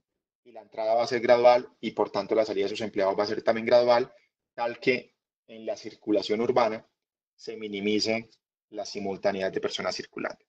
Todo este tipo de estrategias son las que se están evaluando para ser consideradas en este escenario de moderado. Y el de normalidad es, bueno, decimos que no importa, que el país se reactiva como venía antes del 12 de marzo. Esa, pues, obviamente la probabilidad de ese escenario es muy baja, teniendo en cuenta, pues, que al igual que muchos países, nuestro sistema sanitario no estaría en capacidad de recibir un contagio masivo y que en parte eso es lo que ha motivado a tomar estas medidas de aislamiento. Larisa y todos los presentes, esto era lo que yo quería compartir con ustedes hoy como experiencias de país en Colombia. Espero que estas experiencias sirvan quizás para ustedes en pro de que entre todos salgamos adelante de esta situación. Creemos, así como bien lo hemos recalcado aquí como país, que aquí no existen entidades ni empresas. Creemos que en este momento a nivel mundial no deberían existir barreras ni fronteras, al menos en cuanto a apoyos de este estilo de experiencias que creamos que le pueden servir a nuestros compañeros en otras regiones para que salgamos adelante lo mejor posible de esta situación. De nuevo, muchas gracias a ustedes por esta invitación. Espero que esto les sea útil y en este momento pues quedo abierto a comentarios, a preguntas. No sé, Larisa, bajo qué esquema lo quieres manejar. Muchas gracias. Gracias a ti, Cristian. Como bien decías al inicio de este webinar, es un tema nuevo, es un tema totalmente diferente y extraño para todos. Tiene muchas implicaciones emocional, social, en el tema laboral. Como bien están externando en el chat, o sea, excelente presentación, excelente información. Luego de tener esta retroalimentación de lo que ustedes están haciendo allá en Colombia, pues entonces entendemos un poco el porqué de las estadísticas que venimos viendo. De verdad que excelente. Comparto como comentan los demás en el chat. Excelente presentación. Como es un tema diferente, no es un tema que solemos manejar, entiendo que las preguntas van a comenzar a llegar ahora que tú terminaste la exposición. Entonces vamos a dar unos minutos. Igualmente, si los participantes quieren que habilitemos el micrófono, de hecho, Mauricio Cascante puso en el chat, me gustaría hacer una pregunta, no sé si es directo al micrófono. Podemos habilitar, o sea, podemos habilitar los micrófonos solicitando, claro, la palabra a través del chat, porque al ser un tema diferente, posiblemente ustedes quieran interactuar directamente al micrófono. Entonces, mientras llegan las preguntas o las solicitudes de habilitar el micrófono, Mauricio Cascante, ¿puedes habilitar tu micrófono para hacerle la pregunta al expositor? Adelante, Mauricio. Buenos días. Buenos días, le escuchamos. Gracias, excelente exposición. Un saludo desde Costa Rica. Como ente regulador en cual trabaja la Autoridad Reguladora de Servicios Públicos, me gustaría saber cómo un tratado correspondiente a las tarifas eléctricas y asimismo al no pago. Perdona, no sé si soy solo yo, pero no te escucho muy bien. No sé si Larisa lo escuchaste bien. Escuché solo una parte de la pregunta. Es correcto, se escucha un poco retirado. Mauricio, si puedes acercarte un poquito más al micrófono. Ok, ¿ahí me escucha? Sí, mucho mejor. Ok, perfecto. Le hablo desde Costa Rica, gracias por la presentación completa. Por el ente regulador al cual yo laboro en el Colegio de Servicios Públicos, me interesa mucho saber cómo han tratado las tarifas eléctricas y el no pago del servicio eléctrico por parte de los usuarios al no percibir ingresos. Muchas gracias. Mauricio, creo que sí te entendí. Para estar seguro que te entendí, voy a intentar repetirla. Me estás hablando del tema de tarifas eléctricas, que como lo hemos tratado, y en especial el tema del no pago del servicio por aquellos usuarios pues, que en este momento no están recibiendo ingresos. Entiendo que esa fue tu pregunta. Si es así, vale. Entonces, si es así, Mauricio, al respecto, te voy a responder lo siguiente. Entonces, nosotros no sé si ustedes tienen el conocimiento del contexto colombiano, sino pues sí me va a permitir aquí como darles un poco, contextualizarlos un poco para que tengamos mejor entendimiento. En Colombia, por los temas sociales, manejamos el esquema de estratos sociales. Tenemos estratos del 1 al 6, donde el 1 son las personas de menores ingresos y pues por ende el 6 de mayores ingresos. Inicialmente en Colombia de forma natural, o sea, bajo un esquema no COVID, las personas de estratos 1, 2 tienen subsidios, ¿sí? O sea, el gobierno nacional, por su situación económica, les da subsidios a las diferentes personas. Son los subsidios un porcentaje con respecto a un consumo de subsistencia, que es un consumo que se considera mínimo para que estas personas puedan vivir de la mejor manera posible. ¿Sí? Eso es lo que se tiene tradicionalmente en Colombia. ¿Qué es lo que se está haciendo ahora? Hay muchas medidas económicas que se tomaron, pero yo, por mencionarte algunas y sin entrar en mayor detalle, entre todas las que se tomaron está, por ejemplo, eh, las mismas empresas distribuidoras, hay un gremio de todos los distribuidores, eh, optaron por reconectar a todos aquellos usuarios que se encontraban pues desconectados por no pago y creo recordar, aquí puede que falle un poco con el tema de fechas, que estuvieran desconectados en los últimos 3 meses. Es decir, personas que pues por su situación económica en los últimos 3 meses habían sido desconectados. Entonces se les dio la reconexión de forma inmediata, por un poco pues que al estar encerrados en las casas para que pudieran tener el suministro de esa energética. Eso por un lado. Luego fue bueno, pero entonces estas personas puede que no tengan dinero para pagar, que es la situación que mencionas. Para las personas de estratos 1 y 2, ante el no pago el no pago no les va a eximir el no pago futuro, pues porque igual es un bien que tienen que consumir y pues que tarde que temprano pues ellos van a poder recuperar su poder económico, su poder adquisitivo y hacer ese pago. Pero entonces, ¿qué es lo que se está haciendo? Se está diciendo es, para las personas en esa condición de vulnerabilidad, ante el no pago, las empresas comercializadoras, esa parte que no paguen, porque realmente el impacto lo van a ver son las comercializadoras en su cartera. Las empresas comercializadoras, el gobierno les dio acceso a un crédito en donde pueden trasladar esa parte no pagada por las personas de estratos 1 y 2 a un crédito de 0% de interés durante 36 meses. ¿Sí? Eso digamos que ha sido como una de las principales medidas que se ha tomado para el tema de tarifas, pues más que todo, más que tarifas, es el tema de impagos. Ok. Tengo la manita levantada de Sandra. No sé si fue por error.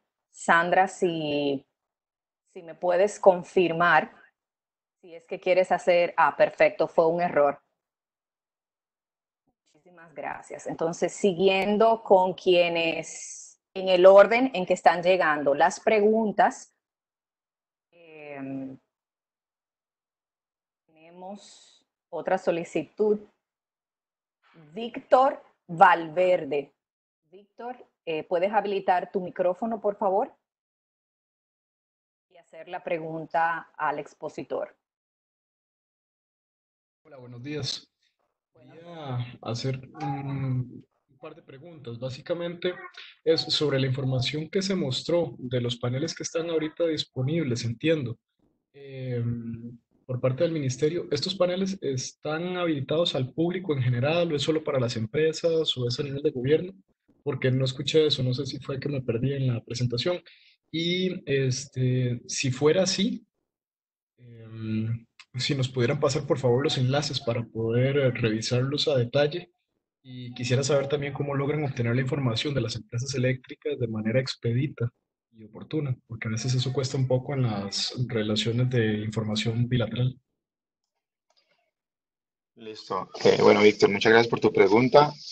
Al respecto, te respondo. Entonces, los paneles por el momento son privados. De hecho, se muestran principalmente en un comité que se llama Comité COVID, donde está la ministra, los viceministros y los líderes de los diferentes equipos. Está constantemente pues, en información para ellos, para que se tomen las medidas, pero por el momento no hemos considerado hacerlos públicos. Sería una cosa a evaluar, pero dada la situación, por el momento no estamos publicando nada.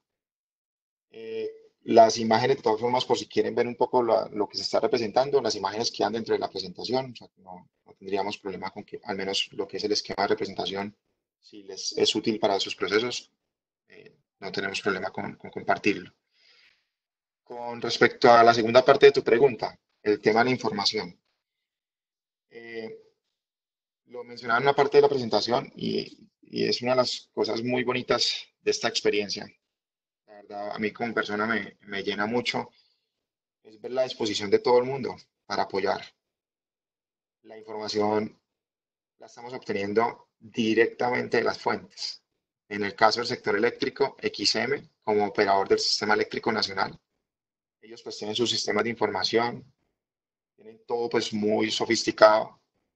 A conectarnos directamente a los servidores de ellos, digamos que no fue una cosa que decidimos de un día para otro, pues teniendo en cuenta muchos sistemas de seguridad y esto. No obstante, a ellos les dijimos, mire, necesitamos esta información básica del sector.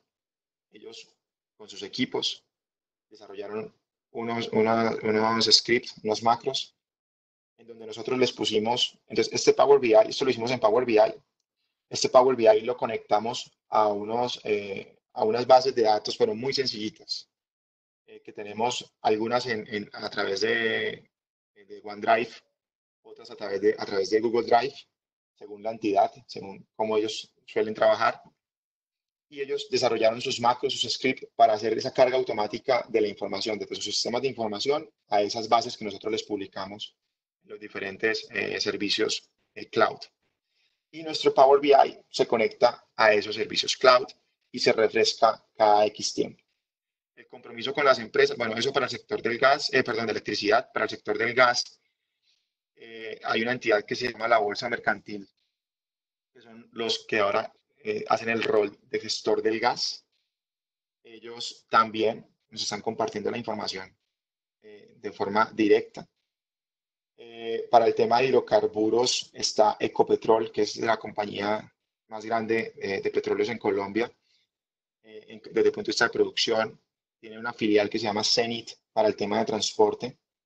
Y nosotros desde el ministerio tenemos una plataforma de información que se llama SICOM, en donde llevamos todo lo que es el inventario y el consumo de combustibles en los diferentes puntos de distribución. Entonces, con Ecopetrol y con Zenit, lo mismo. Nosotros les pusimos a disposición esas bases de datos muy sencillas y ellos nos cargan la información. El compromiso con todos ellos es que la carga se haga antes de las 10 de la mañana. Y a día de hoy, la gente está totalmente conectada. Y eso es lo que nos ha permitido llevar ese seguimiento que tenemos a día de hoy.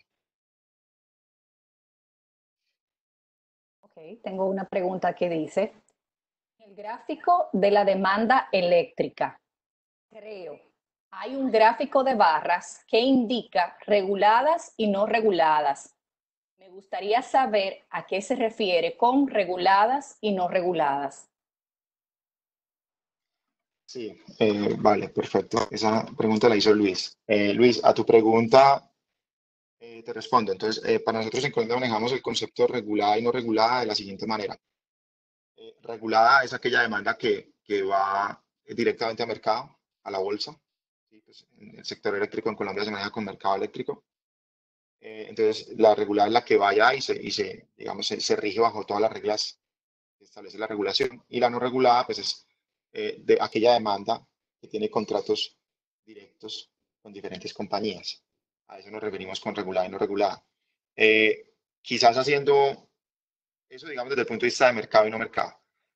Es importante, digamos, hacer seguimiento a esa variable. Incluso si se dieron cuenta, pues Luis sí, porque como que detalló la gráfica. ¿Por qué hacemos esa segmentación desde el punto de vista de demanda? Porque normalmente lo que es demanda no regulada, que es la que hace contratación bilateral, la asociamos a sector industrial. Y la regulada es lo que típicamente asociamos a residencial y a pequeño comercio. Entonces, estamos viendo esa segmentación en la evolución de demanda, era precisamente para ver cómo es que se han ido comportando los diferentes sectores. Tenemos un comentario de Gustavo Aguilar que dice, excelente presentación, ya que no solo se puede aplicar el tema de energía o servicio de energía. Hoy por hoy, esto es un problema general y todas las áreas se ven afectadas y se puede dar respuesta utilizando los consejos aquí expuestos. Gracias, Gustavo, por tu comentario. Siguiendo con las preguntas, dice, ¿cómo ha sido la facturación de industrias que están cerradas y no están operando? En Honduras se está promediando la facturación y a pesar de que las empresas están cerradas, deben pagar.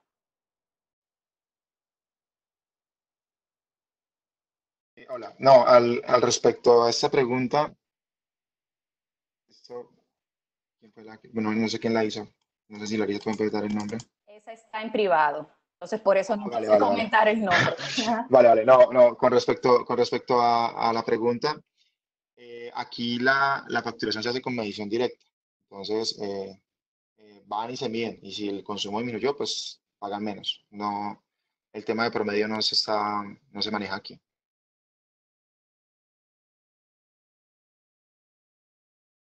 Ok. Siguiendo, dice Jorge. Buenos días. Quisiera ver si Cristian nos puede ampliar en cuanto a las medidas que están tomando a nivel de distribución eléctrica.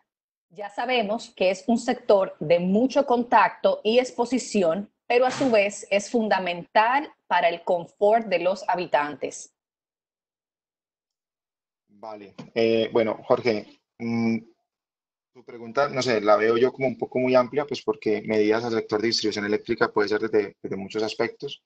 Me voy a permitir hablar de dos aspectos. Me voy a permitir hablar desde el punto de vista de qué medidas están tomando, desde el punto de vista de mantenimientos y reparaciones, y luego un poco algunas medidas económicas. Quiero tocar como esos dos aspectos y mencionar dos, tres cosas de cada uno de ellos. Desde el punto de vista de mantenimientos y de reparaciones, entonces, lo que les mencionaba un poco antes, lo primero fue, se replantearon todos los planes de mantenimiento, ¿sí? Y se están priorizando aquellos mantenimientos que eran pues como más rutinarios, por decirlo así, si no afectan directamente la operación, la continuidad de la operación, pues se posponen. Se están haciendo aquellos que son estrictamente necesarios para mantener la operación. Eso en cuanto a mantenimientos. Reparaciones, obviamente, pues problema que surja, problema que se resuelve. Eso desde el punto de vista técnico del mantenimiento y la reparación. En el mantenimiento y la reparación también quiero hacer énfasis muy importante y es en las medidas sanitarias. No lo mencioné en la presentación, pero sí lo hago público aquí, es desde el Ministerio de Minas y Energía, que es el que pertenecemos nosotros, en conjunto con el Ministerio de Trabajo, que es el que se encarga de todos los temas laborales, y en conjunto con el Ministerio de Salud, desarrollamos una circular conjunta. Circular es un poco, o sea, tiene menos poder que una resolución y menos que un decreto, resolución, circular. Desarrollamos una circular conjunta con recomendaciones desde el punto de vista sanitario para el desarrollo de las diferentes actividades del sector eléctrico, pues del sector energético y de minería, que son las actividades que comprenden nuestro ministerio. Dentro de las cosas que se les está pidiendo a estas personas es, bueno, listo, ustedes tienen que hacer mantenimientos, tienen que hacer reparaciones, pero las tienen que hacer bajo ciertas condiciones. Entonces, por ejemplo, en caso de que tengan que movilizarse con motos, con motocicletas, ¿no? Ahí ya está el tema de que el español es muy rico, no sé cómo se diga en los diferentes países, pero con motocicletas máximo puede ir una sola persona, nada de que el conductor y la persona de atrás, no, solo una persona.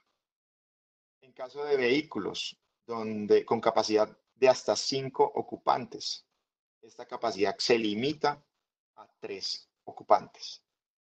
Un poco el porqué de las medidas. El Ministerio de Salud en Colombia, y pues por señales que venían de la OMS y de experiencias de otros países, define que la distancia mínima para la realización interpersonal es de 1,5 metros. Que por debajo de 1 metro, eso cuando las personas están quietas, cuando están paradas una frente a la otra. Cuando las personas empiezan a caminar, o empiezan a correr, o empiezan a hacer una cierta actividad, esas distancias se modifican por temas de aire, ¿sí? De la circulación del aire que puede hacer que el virus se transmita. Pero que cuando las personas están quietas, una frente a la otra, la distancia de seguridad es de 1,5 metros. A partir de ahí, ya a menos distancia, dicen ya se hace obligatorio el uso de materiales, digamos, sanitarios, como lo que puede ser el tapabocas y los guantes. Entonces lo que decimos es, si ponemos a 5 personas en un carro para 5, ya de entrada estamos violando la distancia mínima. Si ponemos 3, también lo seguimos haciendo, pero ya son menos las personas afectadas.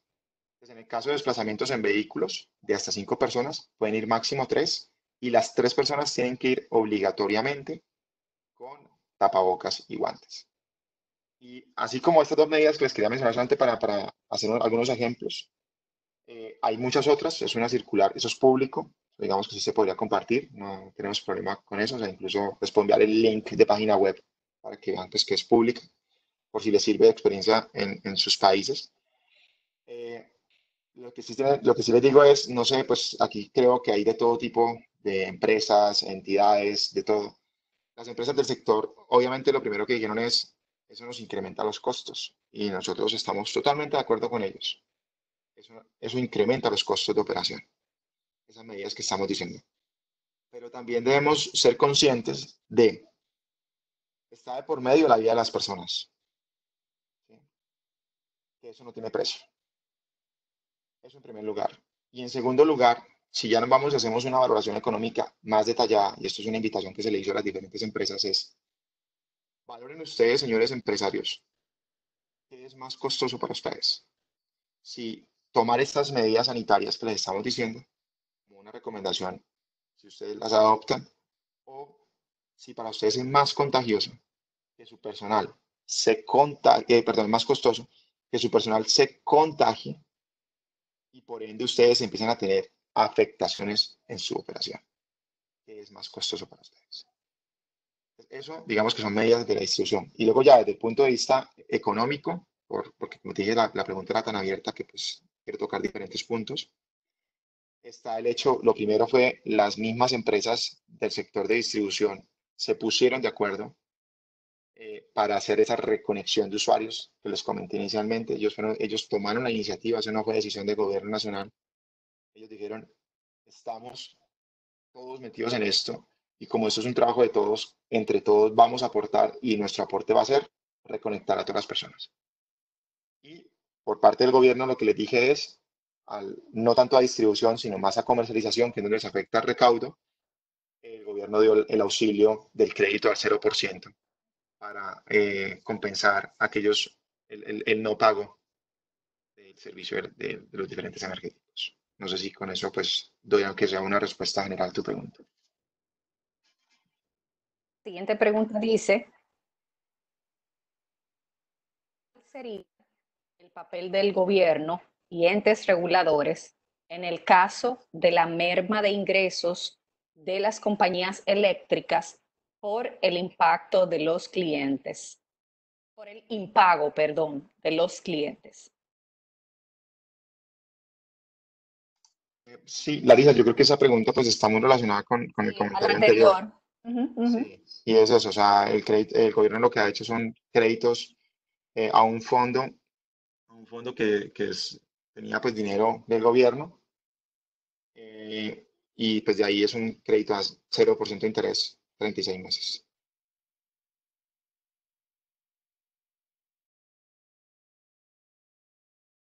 Las inspecciones de fiscalización por parte del ministerio o el ente competente en Colombia, ¿actualmente las han suspendido o eso se sigue realizando?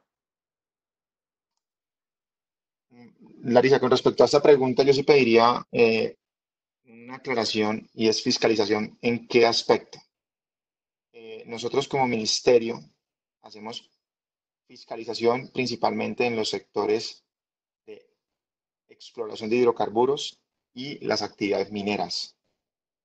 Eso es lo que tenemos nosotros como ministerio. Como ministerio, ante un problema de campos de producción petroleros o de campos de producción de gas, vamos y hacemos fiscalización, no directamente como ministerio, sino a través de unas agencias. Nosotros desde el ministerio tenemos la Agencia Nacional de Minería y la Agencia Nacional de Hidrocarburos, y a través de ellos vamos y hacemos fiscalización a estos sectores. Eso por un lado. Y lo otro que hacemos es a la actividad minera como tal, y es el cumplimiento de todos los requisitos que se deben tener en cuenta a la hora de operar una mina.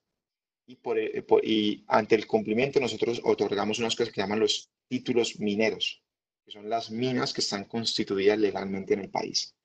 Entonces ahí tenemos también un equipo de fiscalización que va constantemente a revisar, digamos, el cumplimiento de todos los requisitos para la otorgación de títulos mineros. Pero no sé, y por eso sería bueno si es posible la aclaración, si era a ese tipo de fiscalizaciones o a algunas otras en particular. Perfecto, entonces le pedimos a Arecep, que fue quien hizo la pregunta, que por favor si nos puede aclarar, mientras vamos entonces con las preguntas que seguimos teniendo en el chat. Dice Luis Diego, con respecto al efecto COVID, ¿tienen visualizado el efecto en los ingresos de las empresas distribuidoras y si existe una medida al respecto?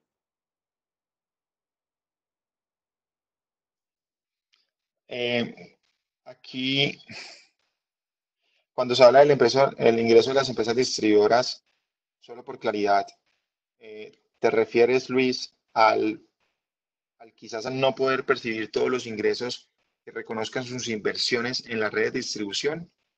¿O a qué en particular te refieres? Sería pues, Indica Luis que es correcto, que se refiere a eso en el chat.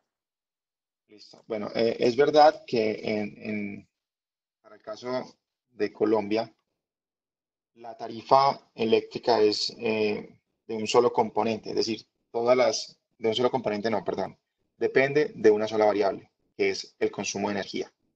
En algunos otros países tienen tarifas binomiales, en donde dependen no solo del consumo de energía, sino de una potencia contratada. En Colombia no. En Colombia tenemos es que la tarifa eléctrica es unos valores constantes para cada uno de los sectores, o sea, un valor constante para transmisión, para distribución, comercialización, etcétera, multiplicado por su consumo de energía. En parte, pues sí, o sea, lo que dice Luis se puede presentar, que al tener una disminución en el consumo, por tanto, se va a tener un menor recaudo, al menos en esos componentes que son fijos, que vienen siendo la transmisión y la distribución. Por el momento, no se han evaluado así como medidas directas para este sector. De hecho, pues ellos por ahora no han manifestado ningún problema al respecto. Entonces, cuando se hagan, porque también es otra de las cosas que estamos pidiendo como gobierno, es que las empresas sean quienes nos lleguen con las propuestas. en una época como esta, sin precedentes, vale la pena resaltar. Nosotros como gobierno, pues, no, aunque tenemos la facultad para tomar las decisiones, al no estar en el campo de acción de todos los sectores, necesitamos una retroalimentación por parte de las empresas directa con propuestas de esas medidas a tomar. Nosotros la estrategia que estamos utilizando como país es, antes de que el gobierno empiece a tomar medidas, es que las propias empresas lancen propuestas y nosotros como gobierno las evaluamos, las fusionamos y lanzamos nuestra reglamentación o nuestras decisiones políticas o las revisiones regulatorias. Al respecto, entonces, Luis, no te puedo dar, digamos, mayor ilustración. Cuando se tomen decisiones al respecto, pues perfectamente las podemos compartir. No tendríamos problema con eso. Nos comentan en privado. Buena presentación, Cristian. Aunque no es parte de la presentación, ¿puedes delinear cómo se abordan los problemas económicos entre agentes por incumplimientos de contratos entre partes? ¿Y cómo se relaciona eso con la implementación de la estrategia operativa que se ha expuesto? Bueno, como el tema de contratos también aplica a muchos eslabones de la cadena, me voy a permitir centrarme en uno, y es el tema del gas.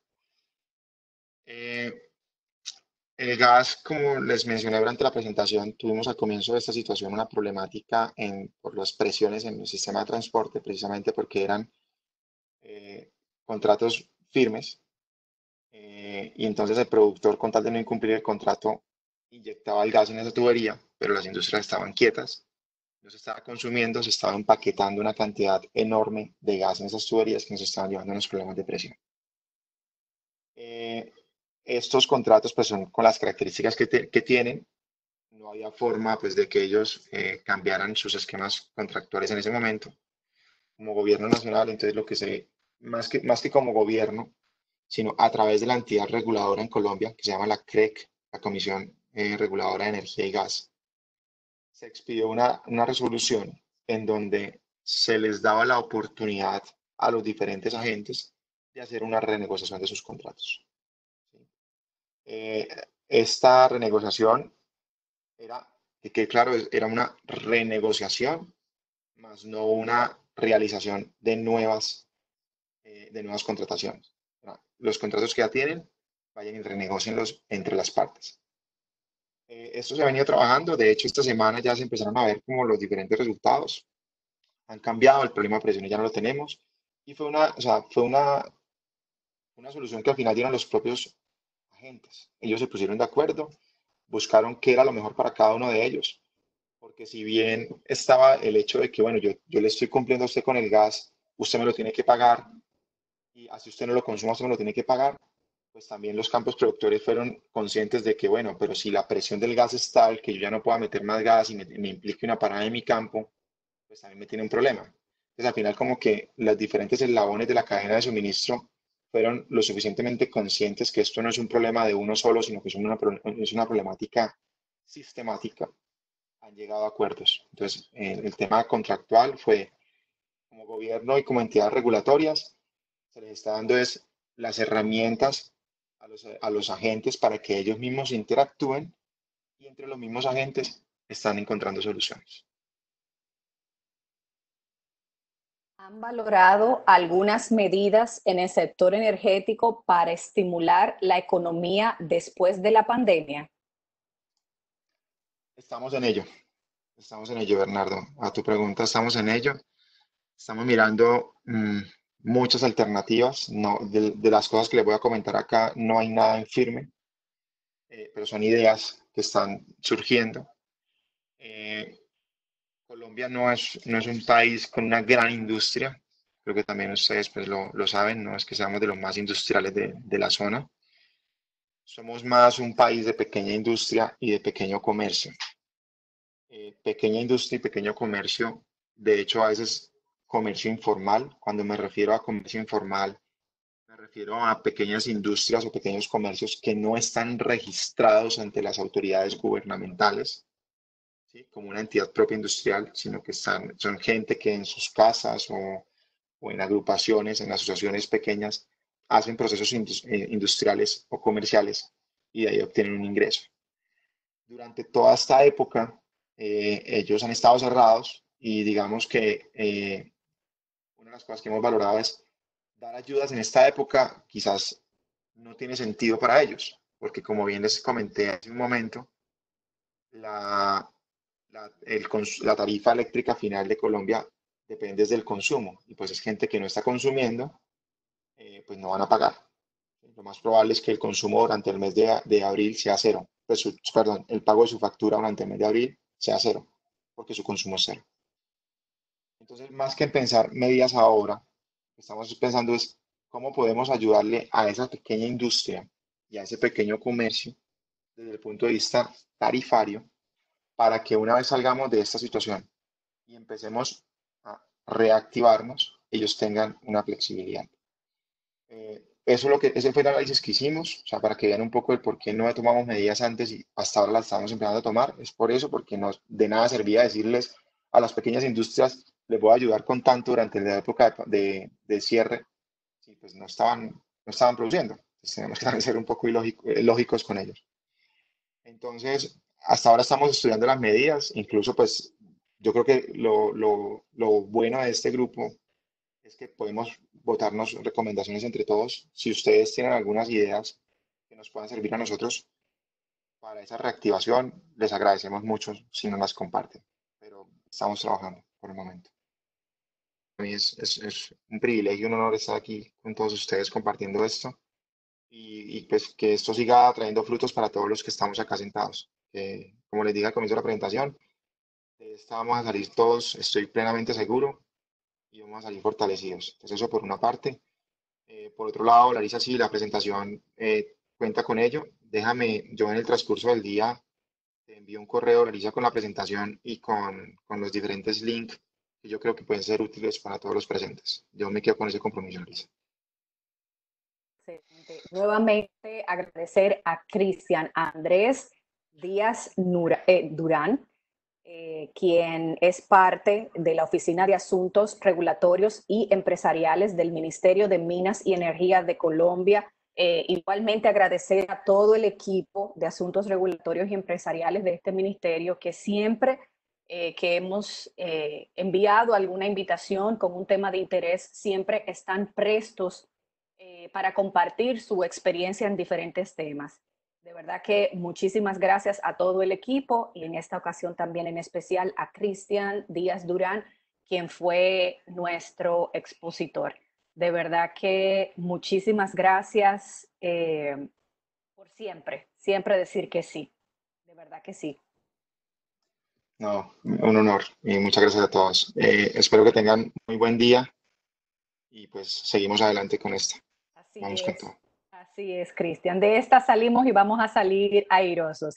Igualmente a todos los participantes, gracias, porque a pesar de que estamos haciendo conferencias virtuales en diferentes días, siempre están prestos para acompañarnos en estos temas de interés para todos. De verdad que tanto como los expositores como los participantes, sin ustedes, esta coordinación y estas conferencias no serían posibles.